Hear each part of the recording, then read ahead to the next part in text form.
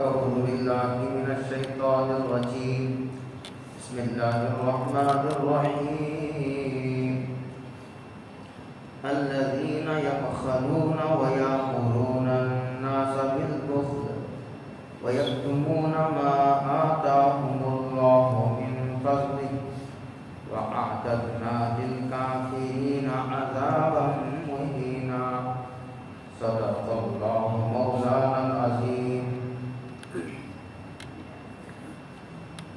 اوپر والدین، رشتہ دار، اعزا، اقربا،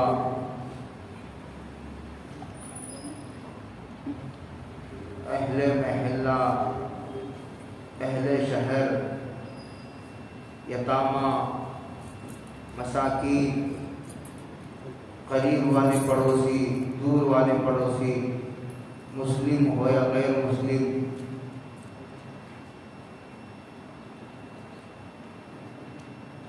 اسی طور پر عارضی طور پر جو ساتھ ہو جاتے ہیں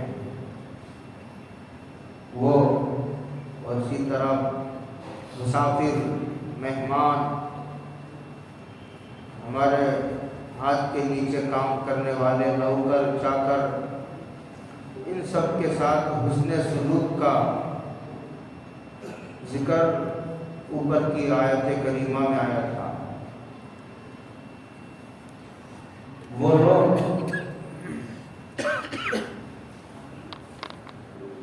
جو ان طبقات کے ساتھ حسن سلوک نہیں کرتے، حسن سلوک کرنے میں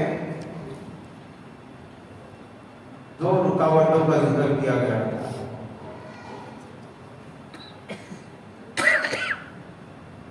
ایک مختالا فخورا، در حقیقت مختالا اور فخورا یہ دونوں تکبر کا عنوان ہے. تکبر آدمی کو اپنائیت و بھائی چارگی، خیر خواہی، ہمدردی اور رشتہ داروں کی طرف سے پیش آنے والی رنجشوں کو نظر انداز کرنے سے منع کرتا ہے. تکبر روکتا ہے حسن سلوک سے.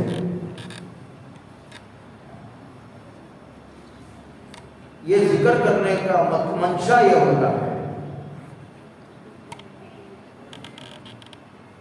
کہ تکبر حسن سلوک سے مانع نہیں ہونا چاہیے. تکبر رائے حق کی سب سے بڑی رکاوٹ ہے. اس لیے آدمی کو اس سے باز آ جانا چاہیے. اللہ کے علاوہ کوئی بڑا نہیں ہے. در حقیقت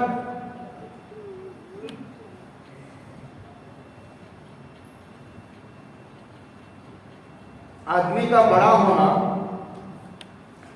کوئی صفت مذموم نہیں ہے، لیکن چونکہ یہ اتنا بڑا جھوٹ ہے کہ اللہ کے ہوتے ہوئے کوئی آدمی بڑا ہی نہیں ہو سکتا، اس لیے برا ہے. تکبر کا دعویٰ کہ میں بڑا ہوں، اپنی زبان سے یا اپنے عمل سے سامنے والے کو یہ تاثر دینا کہ میرے اندر جو ہے وہ ایسی صفات ہیں جو بڑائی کی متقاضی ہے، یہ سب ناجائز بات ہے. اس کا ذکر تھا. آگے حسن سلوک سے روکنے والی ایک اور بڑی رکاوٹ کا ذکر آ رہا ہے جسے قرآن و حدیث بخل سے تعبیر کرتا ہے، تعبیر کرتے ہیں. بخل کہتے ہیں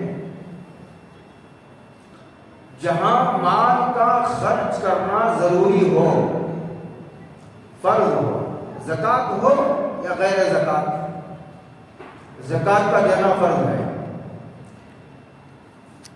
لیکن زکوٰۃ کے علاوہ کبھی ایسی صورتحال پیدا ہو جاتی ہے کہ ایک آدمی مر رہا ہے، جیسے بھی سیلاب کے موقع پر، ایسے موقع پر مالداروں کو اپنا مال خرچ کرنا فرض ہے. ایک جگہ مسجد کی ضرورت ہے تو وہاں مسجد کا قائم کرنا سرمایہ داروں پر واجب ہے، سرمایہ داروں پر واجب ہے. اسی طرح ایک پڑوسی اتنا بیمار ہے، اگر اس کا علاج نہ کرا گیا تو مرنے کا اندیشہ ہے، تو وہاں مالداروں کی یہ ذمہ داری ہے، ان کا فرض بنتا ہے کہ اس کے علاج کا بندوبست کرے۔ کہ یہ غریب محلہ ہے، بستی ہے، گاؤں ہے، شہر ہے، جہاں کے لوگوں کو اپنے بچوں کی تعلیم و بندوبست کے لیے ان کے پاس پیسہ نہیں ہے، ضرورت کا احساس انہیں بھی ہے، تو مالداروں پر ضروری اور فرض ہے کہ وہ ایسا جگہ پر مال خرچ کریں۔ میں نے چند شاخیں آپ کو دروازہ کھول کے میں نے دیا ہے، اب غور کرتے چلے جائیں گے تو ایسا بہت سارے، مثال کے طور پر ایک بیٹی ہے، بڑی ہوتی جا رہی ہے، بالغ ہو کر 4 سال ہو گئے، 5 سال ہو گئے، رشتے بھی آ رہے ہیں، لیکن باپ پریشان ہے کہ شادی کے لیے پیسہ کہاں سے لائے گا۔ تو ایسی صورتحال میں مالداروں پر یہ ضروری ہے کہ اس کی شادی کا بندوبست کریں، تمام اس کو پھیلائیں گے تو اور اس کی شکلیں نکلیں گی۔ تو جہاں مال کا خرچ کرنا ضروری ہو وہاں مال کا خرچ نہ کرنا بخل ہے، اور بخل حرام ہے۔ اس طرح تکبر حرام ہے، اسی طرح بخل بھی حرام ہے۔ ایسا ہوتا ہے کبھی کہ ایک آدمی کو سمجھ میں آ تو گیا کہ مجھے یہاں مال خرچ کرنا چاہیے، لیکن جی نہیں چاہتا، اپنے نفس پر جبر کر کے وہ مال خرچ کرتا ہے، تو اسے بخیل نہیں کہتے۔ جیسے آدمی کو سردیوں کے موسم میں گھر سے مسجد آ کر نماز پڑھنے جی نہیں چاہتا، لیکن آدمی اس کے باوجود وہ مسجد آ کر نماز پڑھتا ہے، اپنے نفس پر جبر کر کے، زور ڈال کر کے۔ اسی کو صبر کہتے ہیں اپنی زبان میں، حبس النفس علی ما تکرہ، ناگواریوں پر اپنے آپ کو تیار کرنا، ناگواریوں کے موقع پر اپنے آپ کو جمانا۔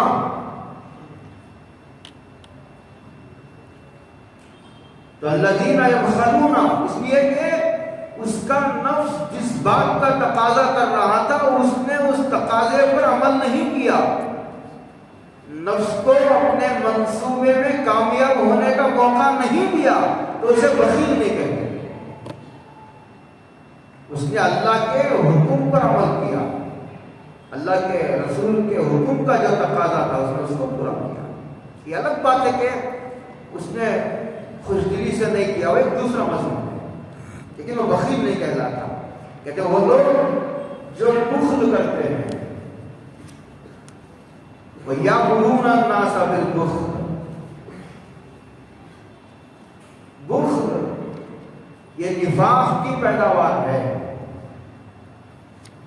کہتے ہیں وہ لوگ ہیں جو اوپر جن طبقات کا ذکر قرآن نے کیا تھا بڑی تفصیل سے، گزشتہ جمعہ تفسیر میں ان طبقات کی کافی تفصیل آئی ہے۔ ان طبقات کے ساتھ حسن سلوک کرنے میں بڑی ایک رکاوٹ تو تکبر ہے، جو اپنے رشتہ داروں کے ساتھ ہمدردی خیر خواہی سے روکتا ہے۔ غرور اس کے اندر ہوتا ہے، اس کے اندر بھائی چارگی نہیں ہوتی، اپنائیت نہیں ہوتی۔ دوسری رکاوٹ بخل ہے۔ یہ وہ لوگ ہیں، حدیث پاک میں آتا ہے، حضرت محمد رسول اللہ صلی اللہ علیہ وسلم نے ارشاد فرمایا کہ جو بخیل ہوتا ہے وہ اللہ کی ناپسندیدہ مخلوق ہوتی ہے۔ یہ جو بخیل ہوتے ہیں لوگ، ایسا آدمی اللہ کو پسند نہیں آتا اور لوگوں کو بھی پسند نہیں آتا، وہ اللہ سے بھی دور، لوگوں سے بھی دور، جنت سے بھی دور، جہنم سے قریب۔ اور جو لوگ ضرورت پر پیسہ خرچ کرتے ہیں، لوگ بھی انہیں چاہتے ہیں کہ ہماری ضرورت پر کام آیا، ہماری بیٹی کی شادی کے موقع پر کام آیا، ہمارے بچوں کی تعلیم و تربیت کے موقع پر اس نے پیسہ خرچ کیا، بیماری کے موقع پر ایک کام آیا، اچانک کوئی حادثہ پیش آیا، اس کے مال نے مجھے بہت ساتھ دیا، تو لوگوں کے بھی قریب ہوتا ہے، اللہ کا بھی ایسا آدمی محبوب ہوتا ہے، اور ایسا آدمی جنت کے بھی قریب ہوتا ہے اور جہنم سے دور ہوتا ہے۔ یہ حدیث کا مضمون ہے۔ تو وہ لوگ جو بخل کرتے ہیں، الذین یبخلون ویأمرون الناس بالبخل، اور لوگوں کو بخل کی تلقین کرتے ہیں، خود بھی نہیں خرچ کرتے، خرچ نہ کرنے کی دوسرے لوگوں کو تلقین کرتے رہتے ہیں۔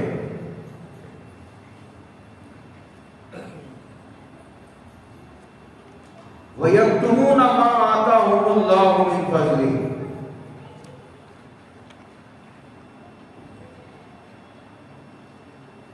وَيَكْتُمُونَ مَا، اچھا یہ لوگوں کو کیوں منع کرتے ہیں؟ خود بھی نہیں دیتے، دوسرے لوگوں کو منع اس لیے کرتے ہیں اگر وہ دے پڑے تو ان کی عزت زیادہ ہو جائے گی۔ پیسہ اس لیے جمع کرتا ہے کہ لوگوں پر اس کا روب دبدبہ قائم رہے،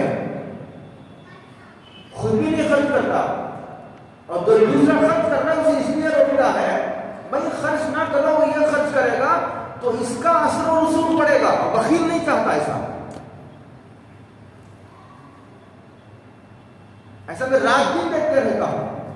قرآن کریم اس طبقے کی نشاندہی کر رہا ہے، روکتے ہیں ایسا۔ وَيَكْتُمُونَ مَا آتَاهُمُ اللَّهُ مِنْ فَضْلِهِ، اور چھپاتے ہیں جو اللہ نے ان کو دیا ہے۔ عجیب بات ہے، قرآن نے حوالہ دیا ہے، چھپاتے ہیں یہ اس مال کو جو اللہ نے دیا ہے، اور اللہ نے ان کی صلاحیتوں کی بنیاد پر نہیں دیا، اپنے فضل کی بنیاد پر دیا۔ وَيَكْتُمُونَ مَا آتَاهُمُ اللَّهُ مِنْ فَضْلِهِ، اللہ پر کوئی قرض نہیں تھا، کسی کو جس کو اللہ نے مالدار بنایا ہے اس کو مالدار بنانا یہ اللہ کے ذمہ ضروری نہیں تھا، اللہ نے فضل سے مالدار بنایا۔ اس لیے مالداروں کو اس سمجھنے کی ضرورت ہے کہ اللہ نے دیا ہے، اپنے فضل سے دیا، میں اس کا حقدار نہیں تھا، اگر مجھے نہ دیتا تو میں نہ لڑنے پر قادر ہوں اور نہ مجھے لڑنے کا کوئی حق تھا۔ وَيَكْتُمُونَ مَا آتَاهُمُ اللَّهُ مِنْ فَضْلِهِ، آگے کہتے ہیں وَأَعْتَدْنَا لِلْكَافِرِينَ عَذَابًا مُهِينًا، مال جمع کر کے رکھ کر بڑے سیٹ بنے پھرتے ہیں، خزانے پر سام بن کر کے بیٹھ گئے ہیں تاکہ پیسہ رہے گا تو لوگوں پر روب دبدبا رہے گا۔ کہتے ہیں کہ اپنی عزت کو باقی رکھنے کے لیے تم نے بخل سے کام لیا، ہم نے سزا بھی اسی ٹکر کی دی، جس نوعیت کا گناہ ہوتا ہے اسی سے ملتی جلتی سزا دینے کا معمول ہے اللہ کا، کیونکہ بخل اس نے اس لیے اختیار کیا تھا کہ اس کی عزت بنی رہے۔ اللہ کہتے ہیں ہم نے کفر کرنے والے کافروں کو ذلیل کرنے والا عذاب دینے کا ہم نے فیصلہ کیا۔ وَأَعْتَدْنَا لِلْكَافِرِينَ، اور ہم نے تیار کر رکھا ہے کافروں کے لیے ایسا عذاب تو مسلمانوں کو بھی ہوگا لیکن وہ ذلیل کرنے کے لیے نہیں ہوگا بلکہ گناہوں سے پاک و صاف کرنے کے لیے ہوگا۔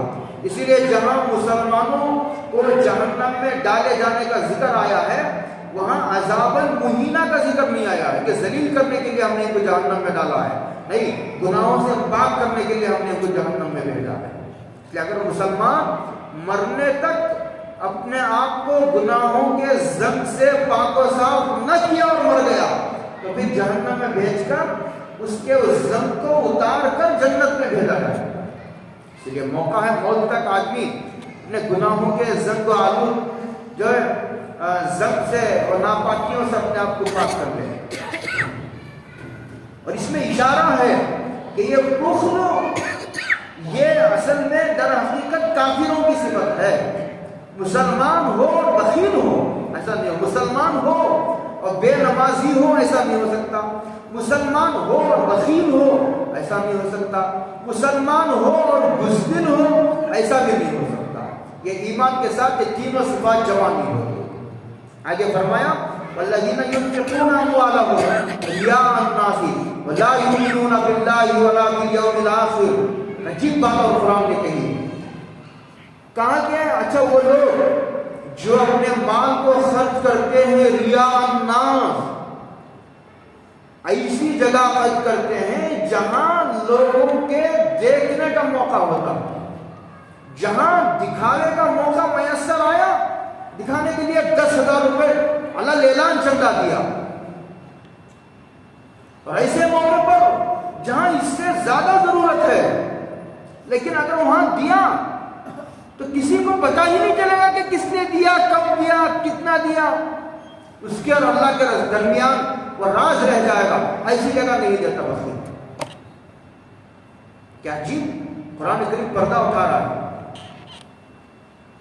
جو بخیل ہوتا ہے وہ کہتے ہیں کہ ایک تو خرچ نہیں کرتا، خرچ کرے گا تو ضرورت کے موقع پر نہیں خرچ کرے گا، دکھانے کے موقع پر خرچ کرے گا چاہے ضرورت نہ ہو. والذین ينفقون اموالهم رئاء الناس. بخل بھی حرام ہے.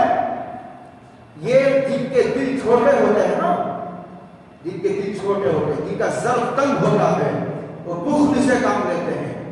اور ایک نفسیات کی کمزوری یہ ہوتی ہے تنگ ظرف لوگوں میں کہ وہ اللہ کو راضی کرنے کے لیے دینے کا حوصلہ نہیں ہوتا ہوتا ہے. ان میں اتنی ہمت نہیں ہوتی کہ وہ صرف اللہ کو راضی کرنے کے لیے دے. پیسہ دے کر خاموش رہنا واجب ہے. پیسہ دے دیا، آپ نے دے دیا، اور اس کو راضی کرنے کے لیے دیا، اس نے دے دیا، ختم ہوگی بات. اب یہ راز میدان محشر میں کھلے گا. اس کو راز رہنے دو. ریا الناس. آگے کہتے ہیں جس طرح بخل حرام ہے اسی طرح لوگوں کو دکھانے کے لیے اور لوگوں کو سنانے کے لیے مال خرچ کرنا بھی حرام ہے. صرف پیسہ خرچ کرنے کا مطالبہ نہیں ہے، اللہ کو راضی کرنے کے لیے پیسہ خرچ کرنے کا مطالبہ ہے. ہم نے دیا ہے نا آپ کو تو ہمارے حکم پر دے دو. یہ تمہارا تو نہیں ہے نا مال، یہ ہم نے دیا ہے نا. گویا ہم نے آپ کو کیشیئر بنایا. کیشیئر مال کا مالک نہیں ہوتا. اگر یہ تعبیر گستاخی نہ ہو، اللہ نے مالداروں کو پوسٹ مین بنایا. اگر یہ تعبیر بے ادبی نہ ہو، پورے ملک بھر سے منی آرڈر آتے ہیں اور ان پر نام لکھے رہتے ہیں، ایڈریس کہ یہ منی آرڈر فلاں کے نام آیا ہے، یہ منی آرڈر فلاں کے نام آیا ہے. اب پوسٹ مین نے سمجھنے لگے کہ یہ تو سارے کا سارا میرا ہی ہے، یہ سارے کا سارا یہ تو میرا ہی ہے. تو اسے اس کی ذمہ داری سے، اس کی ملازمت سے، عہدے سے اس کو معزول کر دیا جاتا ہے، ڈسمس کر دیا جاتا ہے. اس کا تو نہیں تھا. لوگوں نے ایڈریس لکھ کر کے منی آرڈر کیے تھے کہ یہ فلاں فلاں کو پہنچاؤ. اس نے اس کو سارے سب کے مال کو اپنا مال سمجھ لیا. یہی غلطی بخیل کرتا ہے. اللہ نے مال دے کر کے فہرست دی تھی. گزشتہ جمعہ فہرست قرآن نے ذکر کی ہے کہ ان موقعوں پر خرچ کرو، ان کو دو، والدین کو دو، رشتہ داروں کو دو، محلے والوں پر خرچ کرو، اہل شہر پر خرچ کرو، یتیموں پر، مسکینوں پر، پڑوسیوں پر، مہمانوں پر، مسافروں پر، اپنے ہاتھ کے نیچے کام کرنے والے نوکروں پر خرچ کرو. یہ فہرست دی تھی. اس نے سمجھ لیا کہ سارا مال میرا. یہی اس کی غلطی ہے. وَلَا يُؤْمِنُونَ بِاللَّهِ وَلَا بِالْيَوْمِ الْآخِرِ. اور یہ اللہ پر یقین رکھتے ہیں. اگر اللہ پر یقین ہوتا کہ اللہ دیکھ رہا ہے تو پھر لوگوں کے دیکھنے کا موقع تلاش نہ کرتے. اگر اللہ مقصود ہوتا وَلَا يُؤْمِنُونَ بِاللَّهِ، اس سے پتہ چلتا ہے کہ منافق کا اللہ پر بھی اندر سے پوری طرح ایمان نہیں ہوتا. وَلَا بِالْيَوْمِ الْآخِرِ. مرنے کے بعد والی زندگی کا اسے یقین ہی نہیں ہے کہ وہاں اعمال کا بدلہ ملے گا. جب آدمی کو یقین ہوتا ہے کہ مجھے اعمال کا بدلہ وہاں ضرور ملے گا تو دنیا میں وہ لوگوں سے نہ عزت کا خواہش مند ہوگا، نہ لوگوں کے شکریہ کا انتظار کرے گا، اور نہ کسی بدلے کی خواہش کرے گا. نہ نريد منكم جزاء ولا شکورا. قرآن کریم نے متقی اور اپنے مخلصین بندوں کی صفات ذکر کرتے ہوئے اس صفت کا ذکر کیا ہے۔ وَلَا يُؤْمِنُونَ بِاللَّهِ وَلَا بِالْيَوْمِ الْآخِرِ، مرنے کے بعد والی زندگی پر اسے یقین ہی نہیں ہوتا۔ آگے کا وَمَن يَكُنِ الشَّيْطَانُ لَهُ قَرِينًا، اور وہ آدمی جس کا شیطان دوست بن جاتا ہے، فَسَاءَ قَرِينًا، وہ بدترین دوست ہے شیطان، پھر تو وہ اس کی راہ مار دیتا ہے، پھر تو وہ اس کی راہ مار دیتا ہے، اسے پیسہ خرچ کرنے نہیں دیتا۔ قرآن نے اشارہ دیا کہ جب بھی ریاکاری کے جذبات پیدا ہو دل میں، دکھاوے کے جذبات پیدا ہو اور مال خرچ کرنے کو جی نہ چاہے، تو سمجھ لینا کہ یہ شیطانی وسوسوں کا اثر ہے جو تمہارے اوپر مسلط ہوتے جا رہا ہے۔ ان کو اللہ کی پناہ میں آ کر جو ہے شیطانی وسوسوں کو پوری قوت سے رد کرنے کی ضرورت ہے۔ قرآن نے بتا دیا کہ شیطانی وسوسوں کا اثر ہے۔ آگے قرآن نے کہا وَمَا زَعَلَيْهِمْ لَوْ آمَنُوا بِاللَّهِ وَالْيَوْمِ الْآخِرِ، ان کا کیا بگڑ جاتا اگر یہ اللہ پر ایمان لے آتے اور مرنے کی بعد والی زندگی پر ایمان لے آتے، اسے مان لیتے، ان کا کیا بگڑ جاتا؟ وَأَنفَقُوا مِمَّا رَزَقَهُمُ اللَّهُ، اللہ نے جو ان کو دیا ہے اس میں سے اگر یہ خرچ کر دیتے، ان کا کیا بگڑ جاتا؟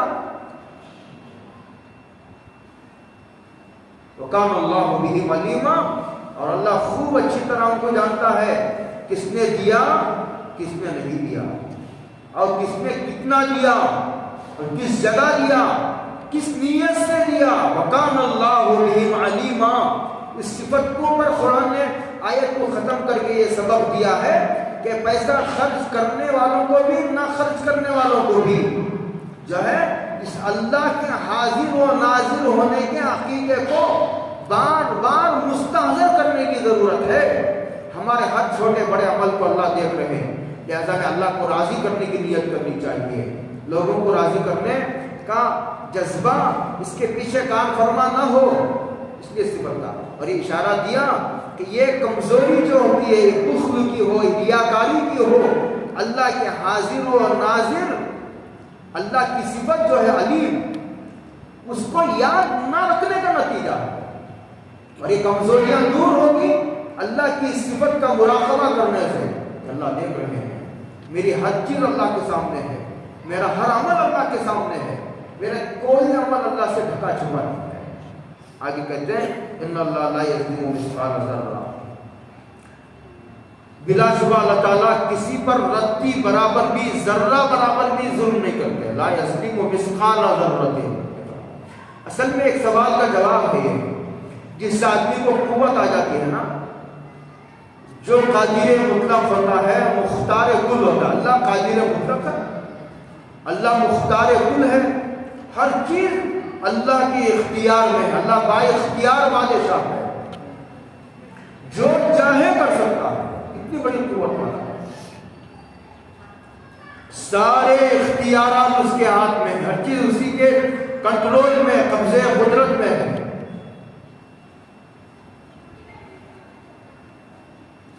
اور جب آپ لوگوں کو جب قوت آ جاتی ہے نا، وہ ظلم پر اتر آتے ہیں، اپنے سے چھوٹے اور کمزور لوگوں پر ظلم کرتے ہیں۔ شوہر اپنے بیوی پر ظلم کرتا، مرد بیوی عورت پر ظلم کرتا، حکمران اپنی رعایا پر ظلم کرتے ہیں، اپنے طاقت اور اختیارات کے نشے میں۔ اللہ کے تعلق سے آدمی ایسا نہیں سوچ سکتا۔ اللہ قادر مطلق تو ہے، زمین و آسمانوں کا تنہا مالک ہے، با اختیار بادشاہ ہے اللہ، لیکن اس کے باوجود اپنے کمزور مخلوق پر رتی برابر ظلم نہیں کرتا۔ یہ کہہ کر ہم کو یہ کہنا چاہتا ہے کہ تم کو اللہ کی اس صفت کو اپنے اندر پیدا کرنے کی ضرورت ہے، اپنے اختیارات اور اپنی طاقت اور اپنی قدرت کا اپنے ماتحتوں پر ناجائز استعمال نہ کرو، تمہارے اوپر سب سے بڑی قدرت والا بیٹھا ہوا ہے۔ ان اللہ لا یظلم مثقال ذرہ، آگے کہتے ہیں تک حسنۃ، اگر تم کوئی نیکی کی ہے، چھوٹی ہو یا بڑی، یضاعفھا، اللہ تعالیٰ اس کو دگنا کر کے دیتے ہیں، یہ اللہ کا کرم کا تقاضا ہے۔ اس لیے کہ کریم کہتے ہیں اس کو کہ جس کا جتنا حق ہے اس سے زیادہ دے. اللہ کریم کی وَيُؤْتِ مِن لَّدُنْهُ أَجْرًا عَظِيمًا، اور اپنی طرف سے اللہ تعالیٰ اجر عظیم عطا فرماتے ہیں. یہ کتنا اجر عظیم ہوگا وہ تو اللہ ہی بہتر جانتا ہے. آگے کہتے ہیں فَكَيْفَ إِذَا جِئْنَا مِن كُلِّ أُمَّةٍ بِشَهِيدٍ، کہتے ہیں کیا حال ہوگا اس وقت تمہارا جب ہم ہر امت میں سے ایک شہید کو لائیں گے تمہارے سامنے. جتنی امتیں گزرے ہیں اس میں سے ہر امت کے نبی کو لایا جائے گا، اور نبی آ کر کے گواہی دے گا کہ جو آپ نے مجھے ذمہ داری سونپی تھی، جو ذمہ داری آپ نے میرے کندھوں پر ڈالی تھی، میں نے اسے پوری امانت داری کے ساتھ لوگوں تک پہنچا دیا. جو امانت آپ نے مجھے میرے حوالے کی تھی میں نے پہنچا دی ہے. کافی لوگ انکار کریں گے، نہ انہوں نے نہیں پہنچایا. وَجِئْنَا بِكَ عَلَىٰ هَٰؤُلَاءِ شَهِيدًا، اس کے بعد کہا جا، اس کے بعد حضور کو لایا جائے گا کہ ان انبیاء نے جو کہا ہے اس پر گواہی دے. تو حضور آ کر کے کہیں گے کہ ہاں یہ انبیاء جتنے انبیاء ہیں یہ جو کہہ رہے ہیں وہ صحیح کہہ رہے ہیں. یہ آپ کو کیسے معلوم ہوا؟ کہ یہ مجھے قرآن کریم سے معلوم ہوا. آپ نے جو مجھ پر قرآن نازل کیا ہے اس کے پڑھنے سے مجھے معلوم ہوا ہے کہ ہر نبی نے اپنی امانت کو پوری ادا کر دیا. وَأَدَّى الْأَمَانَةَ وَحَقَّ الرِّسَالَةَ وَجِئْنَا بِكَ عَلَىٰ هَٰؤُلَاءِ شَهِيدًا.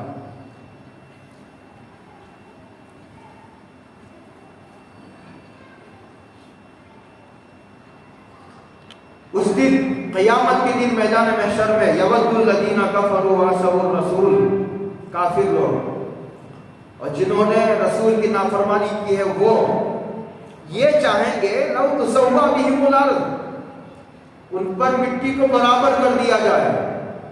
اصل میں جانور جب وہاں آئیں گے قیامت میں جو غیر مکلف ہے، جو مخلوق مکلف نہیں ہے، دو ہی مخلوق ایسے ہیں جن کو اللہ نے مکلف بنایا.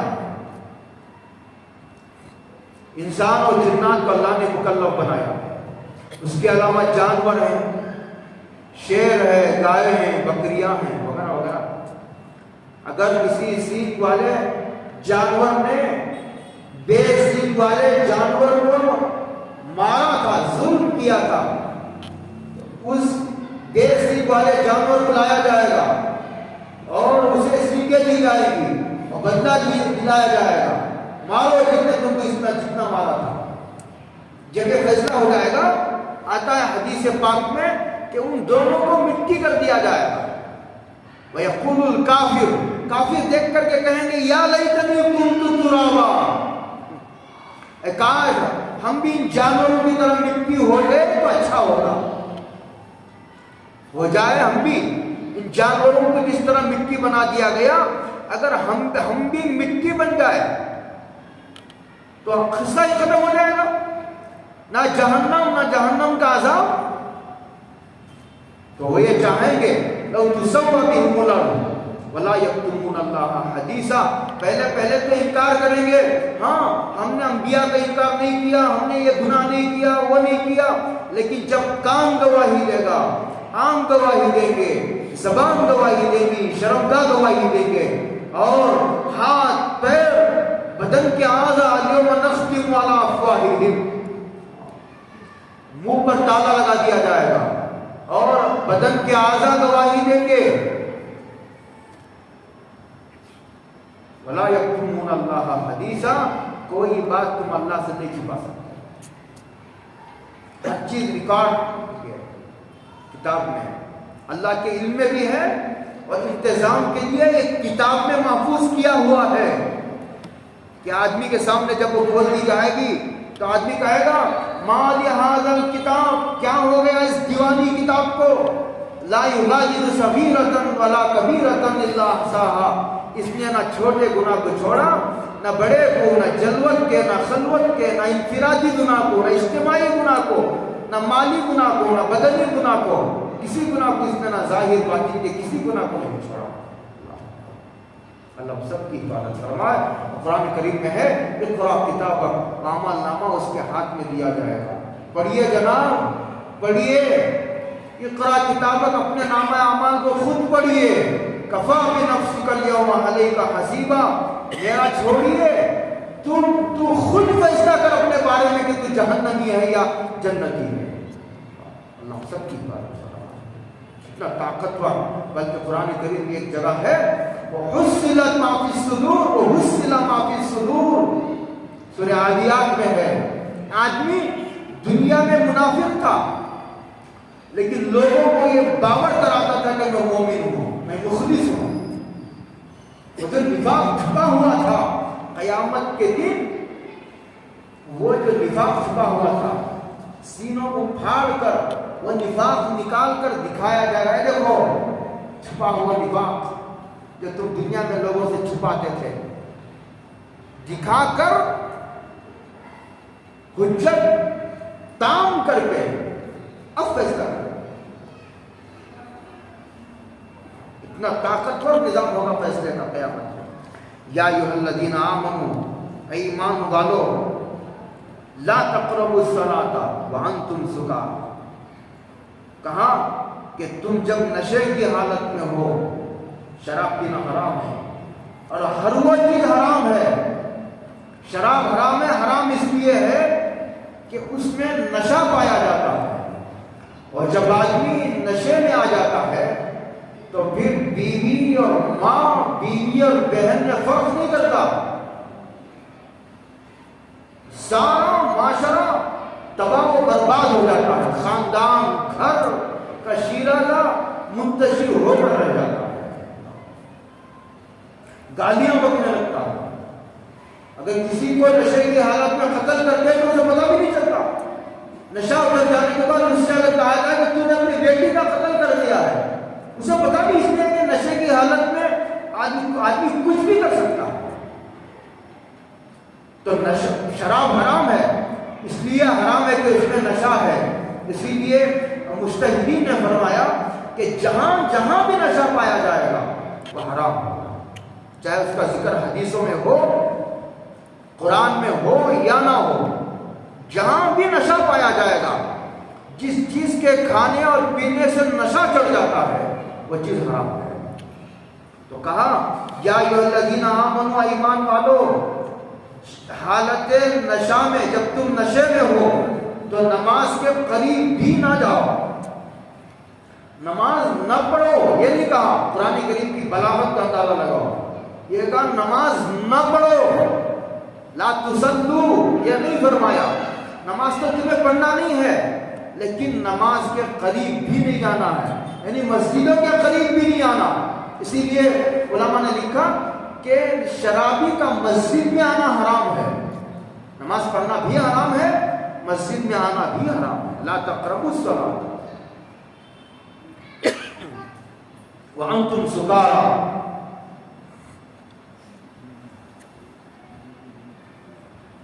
یہ جب اسلام میں شراب حرام ہوئی تو کئی مرحلوں میں حرام ہوئی، یہ اس وقت کی بات ہے۔ آتا ہے روایتوں میں کہ حضرت عبد الرحمن بن عوف بہت بڑے مالدار تھے، صحابہ کی دعوت ہو رہی تھی، کھاتے کھاتے، اچھا اس میں شراب بھی تھی، شراب اس وقت تک حرام نہیں ہوئی تھی، حلال تھی، تو کھاتے کھاتے مغرب کا وقت ہو گیا، اذان ہو گئی، چونکہ شراب بھی پیے ہوئے تھے، دعوت میں شراب پی، شراب کا دور بھی چل رہا تھا۔ اسی حالت میں صحابہ مسجد پہنچے، حضرت علی نے امامت فرمائی تو قل یا ایھا الکافرون کی سورت پڑھی، تو اس میں ایسی غلطی کی، فاحش غلطی کہ جس سے معنی ہی بدل گئے۔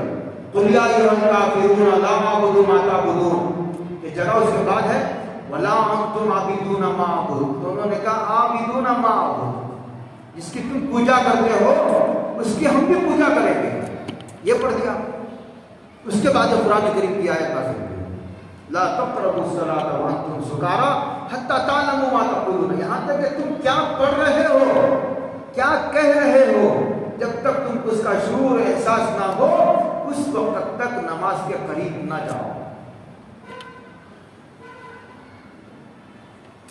آگے فرمایا ولا جنبا، اگر کسی کو احتلام ہو گیا، احتلام ہو گیا کسی کو، وہ بھی نماز نہیں پڑھ سکتا۔ اگر عورت کو ماہواری شروع ہو گئی وہ بھی نماز نہیں پڑھ سکتی۔ میاں بیوی کے ملنے کے بعد جو حالت جنابت پیدا ہو جاتی ہے، ان دونوں کا غسل کرنے سے پہلے نماز پڑھنا جائز نہیں، حرام ہے۔ ولا جنبا، ایک تو حالت نشام میں نماز نہیں پڑھ سکتے، دوسرا حالت جنابت میں رہتے ہوئے نماز نہیں پڑھ سکتے، ناپاکی کی حالت میں۔ بلکہ علماء نے لکھا اگر کوئی آدمی جان بوجھ کر اسے معلوم ہے کہ میں بے وضو ہوں، اس کے باوجود نماز میں آ کر شریک ہوتا ہے تو علماء نے اندیشہ کفر ظاہر کرا ہے۔ اللہ کی اتنی بڑی بارگاہ میں اور ناپاکی کی حالت میں آتے ہیں، تجھے غیرت نہیں آئی، اتنا بڑا گناہ ہے۔ بلا کیوں؟ آگے فرمایا لیکن چند استثناء ہیں، الا عابری سبیل، لیکن ایک آدمی مسافر ہے، حالت سفر میں ایسا ہو گیا کہ پانی ہی نہیں ہے، پانی ہی نہیں ہے۔ اچھا پانی تو ہے لیکن ٹھنڈا پانی ہے، ٹھنڈا پانی نہ آئے گا تو بیمار ہو جانے کا خطرہ ہے۔ ہاں گرم پانی ہے تو نہا لینا چاہیے۔ یہ تو پانی ہی نہیں ہے، یا نہیں تو پانی بہت دور ہے، یا نہیں تو پانی ٹھنڈا ہے جسے نہا نہیں سکتا، یا نہیں تو پانی ہے اتنا کم ہے کہ پکانے کے لیے کافی ہے یا پینے کے لیے ضرورت ہے۔ اگر اسے وضو میں غسل میں استعمال کر لے گا تو اب پکائے گا کیا، پیے گا کیا؟ حتیٰ تغتسلوا، یہاں تک کہ تم غسل کر لو۔ آگے کہہ رہے ہیں اچھا یعنی اگر تم حالت جنابت میں ہو، اللہ یہ کہ تم مسافر ہو تو پانی نہ ملے تو تم تیمم کر لو۔ کہ تیمم کا تذکرہ چل رہا ہے، تیمم کرنے کی اجازت، کن موقعوں پر تیمم کرنے کی اجازت ہے اس کا تذکرہ ہے۔ آگے کہتے ہیں وَإِن كُنتُم مَرْضَىٰ، تم مریض ہو، پانی کو استعمال نہیں کر سکتے، بے وضو ہو گئے یا بے غسل ہو گئے، او علی سفر، یا سفر پر لمبے سفر پر ہو، 5-10 کلومیٹر کا سفر ہے تو گھر کو واپس آؤ، لیکن لمبے سفر پر ہے آ نہیں سکتا واپس۔ او جاء احد منکم من الغائط، یعنی تو کوئی آدمی بیت الخلاء سے ایک پیشاب سے فارغ ہو کر کے آیا ہے۔ او لامستم النساء، یا بیوی سے عورتوں سے تم نے ملاقات کی ہو، اسے چھینا مراد نہیں، چھینا مراد نہیں، مرد عورت کو پکڑے، عورت مرد کو پکڑے، یہ اس وقت ہوتا ہے جب آدمی فارغ ہوتا ہے۔ قرآن کریم نے تفصیل کرنے کے بجائے یہ لفظ ہی ایسا استعمال کیا ہے جو اس معنی کو شامل ہے، یعنی جب ایک مرد عورت ملتے ہیں تو فارغ ہونے کے قریب مرد عورت کو، عورت مرد کو جو مضبوطی سے پکڑتے ہیں، قرآن نے اس کا ذکر کیا۔ عجیب ہے قرآن کریم کی عجیب بات ہے۔ قربان جائیے حضرت محمد رسول اللہ کے نبی امی ہیں، ان کی زبان پر کیسے کیسے حقائق جاری فرماتے ہیں۔ اسی لیے الفاظ کے باقی رکھنے کا اسلام نے بڑا اہتمام کیا ہے، اس لیے کہ معنی الفاظ کی حفاظت پر ڈیپینڈ ہے، الفاظ باقی رہیں گے تو اس کی مراد بھی باقی رہے گی۔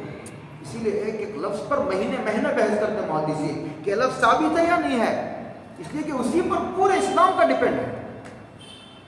تو کہتے ہیں جب تم بیوی سے مل چکو، مستری کر چکو، فلم تجدوا ماء، لیکن تمہیں پانی ہی نہیں ملا، فلم تجدوا ماء، پانی ہی نہیں ملا۔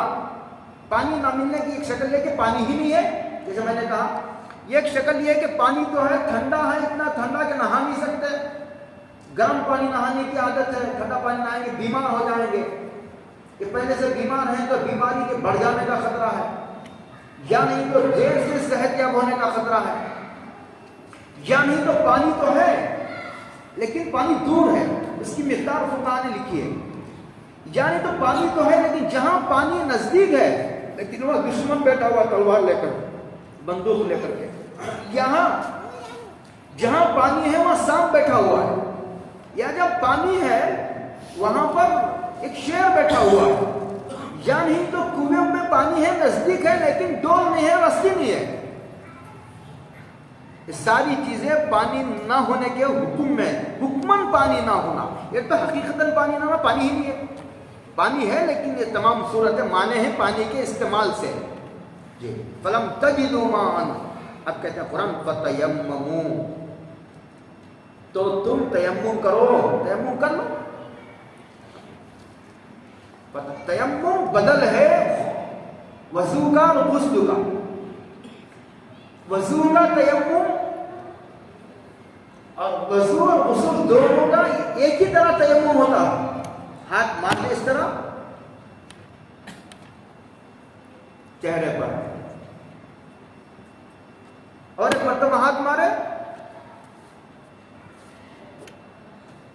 چہرہ, اور یہ دو فرض ہیں تیمم میں, دو ہی.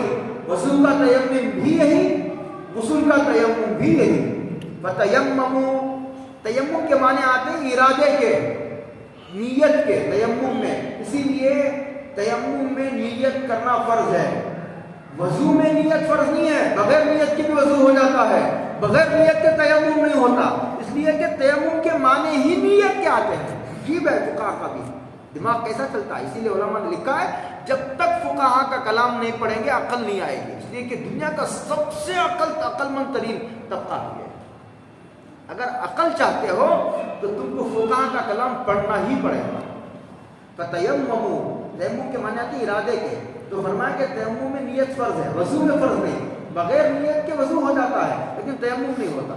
سعیدا طیبا, سعیدا طیبا, مٹی, پاک مٹی. مٹی کی جنس سے جو بھی چیز ہے وہ آپ اس سے تیمم کر سکتے ہیں.